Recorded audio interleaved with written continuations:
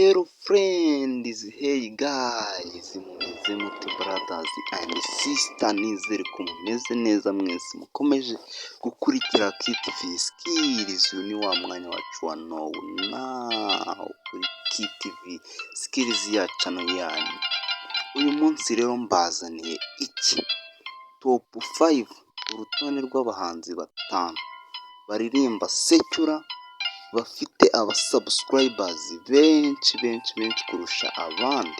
Kugira ngo bamaze kumva ko iyi ari imwe muri ya video ikungura byinshi ku bahanzi mukunda.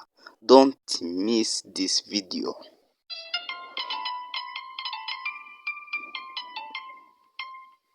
Kwihuta tujya ku mwanya wacu wa gatanu turasanga The Ben Mugisha Benjamin, ufite umugore mwiza cyane Uwikeza Pamela, afite YouTube channel yitwa The Ben, ifite abasubscribers 320, video 15 nizo zimaze kugera kuri channel ya The Ben. Niwe muhanzi rero dusanga ku mwanya wacu wa gatanu. Ku mwanya wacu wa kane Juno Kizigenza kabisa, muramubona n'ibikombe byatwaye bitandukanye, yigeze kuvugwa mu rukundo na Ariel.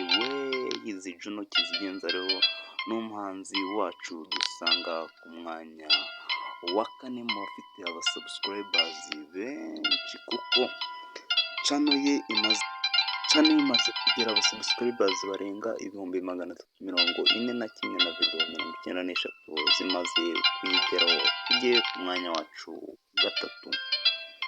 Ku mwanya wacu wa gatatu turasanga Chris Ize, afite channel yise Chris Ize, imaze kugira abarenga 371 by'abasubscribers, video 19. Ku mwanya wacu wa kabiri kabuhariwe Bruce Melody, igitangaza.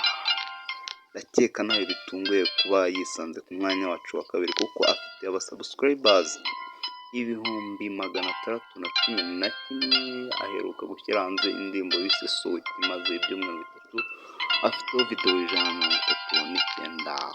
Ndakeka mwese mufite amatsiko yo kureba umuhanzi uyoboye abandi mu Rwanda mu subscribers. Gusa kora subscribe umunsi mubagezeho. Bamwita Ngabo Medal, umuhanzi ukomeye cyane ubarizwa muri Leta Zunze Ubumwe za Amerika. Amashyi menshi cyane, kuko niwe wa mbere wuje miliyoni mu bahanzi bose bo mu Rwanda. 1,390,000 niwe dusanga ku mwanya wacu wa mbere.